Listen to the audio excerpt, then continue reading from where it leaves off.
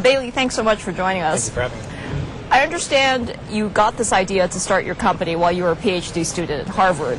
And tell me how it works. Does it bring money to entrepreneurs that might otherwise not get the funding? Exactly. The basic idea behind our idea is that the money is there. Banks in developing countries have significant amounts of capital and they want to lend to SMEs. But that lending isn't happening because banks have very little information with which they can assess risk.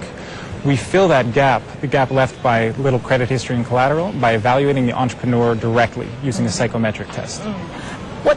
Which bank in particular are you working with, and how has that helped individual people and small companies? So we've been testing this technology out for the last 3 years now across Latin America and Africa. And just recently this year it's been launched by Standard Bank, South Africa's largest bank, in South Africa, in Kenya, in Nigeria, in Ghana, and in Zambia. In each of those countries, they're going to be lending out across all of them a total of about $20 million to SMEs that traditionally would be rejected because they don't have the credit history and the collateral that banks usually require.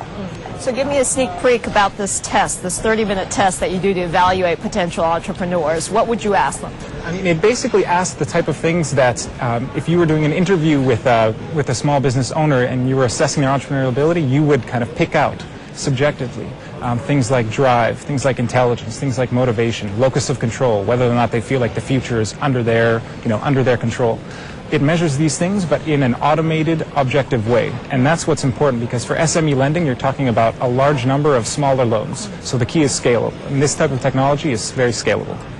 What's the success failure rate? Have people gone through your test? You've said, okay, maybe these are good to go, but then it's turned out sour? So what our tests have shown is that this type of tool on clients that are traditionally already accepted can reduce default by an additional 25 to 40% on top of what banks can already achieve. So the tests so far have shown very good predictive power, on par with credit scoring models for corporate borrowers, but without the information requirements. Great. It sounds like something for the developed countries and the bigger companies as well. More so every day, it seems, yes. Thanks so much for joining us. Thank you. Bailey Klinger, CEO of the Entrepreneur Finance Lab, joining us here at the G20. He will be meeting with U.S. President Barack Obama later in the day to receive his award. Oriel, back to you.